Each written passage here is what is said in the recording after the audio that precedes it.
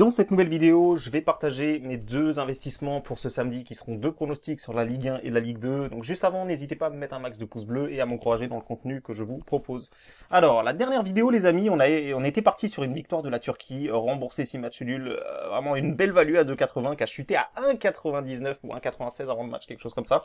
C'est pas passé malheureusement, mais bon, les paris c'est sur le long terme, on était sur un 5 sur 5 les amis, vous le savez si vous me suivez sur mon Telegram public.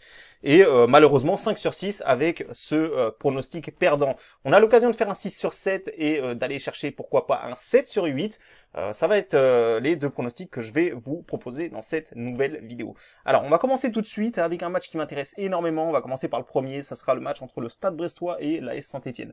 Alors on a une équipe de l'AS Saint-Etienne qui pour beaucoup d'entre vous est ridicule tout simplement parce qu'ils sont quand même sur 6 matchs d'affilée avec des défaites, hein. Bien évidemment ici je le compte pas parce que c'était un match amical. Et sinon, on peut voir qu'ils sont sur 6 défaites d'affilée. Alors bien évidemment, 6 défaites, c'est énorme. Ils vont pas finir avec 25 défaites à la fin de la saison. Donc cette série-là va finir par s'arrêter. Maintenant, est-ce que ce sera à Brest? C'est ce qu'on va tenter de savoir dans mon analyse ici. Alors déjà, sachez une chose les amis, si vous ne suivez pas du tout les matchs, sachez que l'AS Saint-Etienne a fait une excellente performance contre l'Olympique Lyonnais. Beaucoup vous diront qu'il n'y a pas de défaite encourageante. Et bien moi, je peux vous assurer que celle-ci, ça en était une parce que l'AS Saint-Etienne a vraiment posé de nombreux soucis à l'Olympique Lyonnais. Ils ont eu même l'occasion de revenir en fin de match avec un penalty qu'ils ont raté, donc vraiment pas de réussite là-dessus pour eux. Faut savoir qu'ils avaient quand même une cote à plus de 10, hein, donc voilà, on s'attendait pas à vraiment à ce que Saint-Etienne résiste autant, en tout cas pour la plupart d'entre nous, et c'est ce qu'ils ont fait, ils étaient vraiment pas loin d'aller chercher un résultat. Alors maintenant on va aller voir ce qu'a fait le Stade Brestois lors de son dernier match, et on peut voir que le Stade Brestois a fait une excellente performance les amis, parce que là aussi personne ne les attendait, ils ont été faire chuter le LOSC, tout simplement, le LOSC qui était sur une série quand même assez hallucinante, où voilà, il y a peu de gens je pense qui avaient prévu une victoire de Brest ici. Dans la douleur, c'est logique, ils vont pas gagner 6-0 contre le LOSC, mais voilà, c'est quand même une victoire très importante. Maintenant, encore une fois, le Stade Brestois, c'est une équipe qui a plutôt voilà, des tendances à faire des bons résultats à domicile, mais rappelez-vous, on les avait trouvés contre Strasbourg, où ils avaient complètement pris l'eau face à une équipe de Strasbourg qui, pareil que Saint-Etienne, était en plein dégringolade, vraiment, donc vraiment Brest. Je m'en méfie réellement quand on regarde, si vous connaissez un petit peu l'effectif des deux côtés, vous le savez comme moi, l'AS Saint-Etienne a un effectif quand même un petit peu meilleur. Maintenant, c'est pas pour autant qu'ils produisent du meilleur jeu, mais au niveau des noms qu'il y a à Saint-Etienne, l'effectif me paraît supérieur. On peut aller voir un autre avantage, on peut se rendre compte que déjà le Stade Brestois, quand il joue contre Saint-Etienne, ils ont quand même pas mal de difficultés. Ici, on peut juste voir que sur les 5 dernières confrontations, Brest a gagné qu'une seule fois. Alors vous allez me dire c'était la dernière, mais en tout cas, voilà, si 5 fois ici vous auriez joué Brest gagnant, vous aurez gagné qu'une seule fois. C'est aussi simple que ça. Maintenant, on va aller voir à domicile comment Brest s'en sort contre Saint-Etienne. Alors bien sûr, il y a des matchs qui datent, hein, parce que Brest, pendant un moment, ils ont été quand même assez longtemps en Ligue 2, mais historiquement, on peut voir que c'est quand même assez équilibré. Brest, ils ont reçu 6 fois à domicile Saint-Etienne et ils ont réussi à quitter leur stade avec la victoire seulement 2 fois. Donc on peut voir quand même que c'est un match voilà qui sera pas donné non plus aux Brestois, qui sera compliqué pour les deux équipes. Saint-Etienne va finir par réagir, ils ont l'obligation d'aller chercher des résultats, ils sont en train de se mettre en grand danger là, 15e du classement, c'est pas normal pour une équipe comme Saint-Etienne et honnêtement je pense qu'ils vont finir par rebondir. Donc moi vous le savez, pour prendre un pronostic, je vais pas miser sur quelque chose parce que je pense qu'ils vont gagner, je vais miser sur quelque chose parce que je pense qu'il y a une value et voilà, pour moi il y a une value ici, pour moi c'est clairement pas forcément logique que Brest soit favori. Alors forcément pour certains d'entre vous ça va être logique parce qu'ils sont meilleurs, parce que Saint-Etienne est sur 6 défaites d'affilée, mais voilà, pour moi ça reste quand même sur le terrain, pour moi ça sera un réel 50-50 ce match là et la cote dépasse 3, donc pour moi il y a une value ici. Je vais vous proposer mon pronostic à la fin de la vidéo. On va passer maintenant au Stade Brest, qu'est-ce que je raconte, on va passer à la Ligue 2 maintenant, où il y a une value qui me semble être une value, hein, parce que bien évidemment des fois je peux me tromper, il se peut que ça ne soit pas une value, mais en tout cas il me semble y en avoir une ici avec la victoire de Clermont. Je vais vous expliquer tout ça, il y a énormément d'avantages pour Clermont ici encore. Alors bien évidemment dans les commentaires, n'hésitez pas à me dire ce que vous en pensez, hein, et pour ceux qui connaissent bien ce championnat, parce que je sais que la Ligue 2 c'est un championnat où beaucoup de gens ont du mal à faire du bénéfice là-dedans. Maintenant moi ça me réussit plutôt pas mal, ça me réussit plus que le championnat espagnol, plus que le championnat anglais, donc voilà, moi je reste là-dedans pour le moment. On peut aller voir que Amiens ici au classement ils sont 15e et que Clermont ils sont 5e.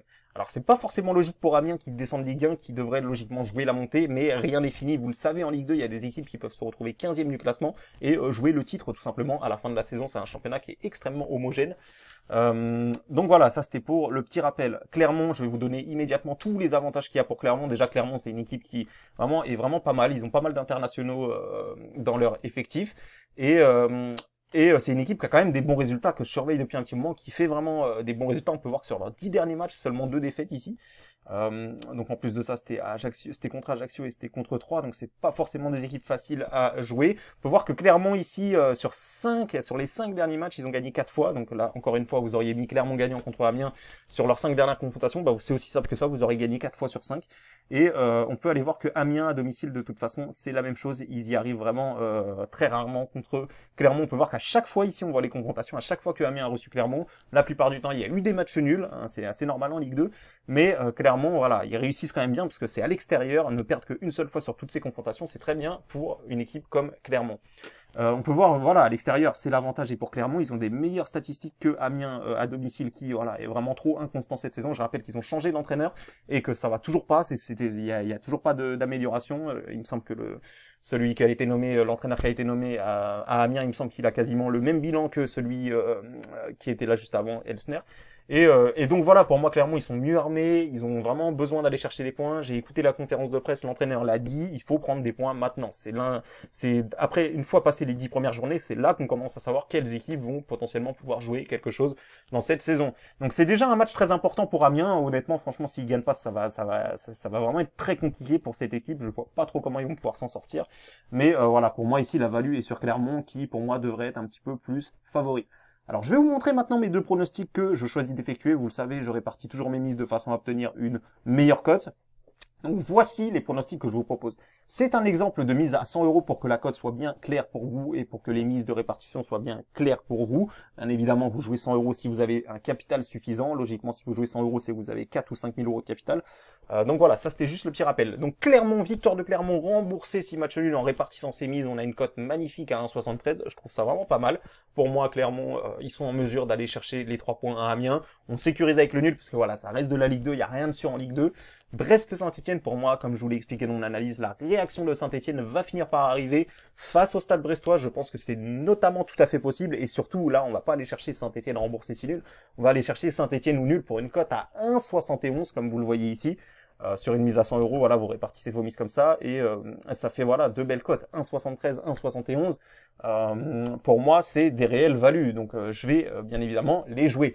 Donc voilà les amis, j'espère que ma vidéo vous a plu. Je répète encore une fois, victoire de Clermont, remboursé si match nul, cote à 1,73.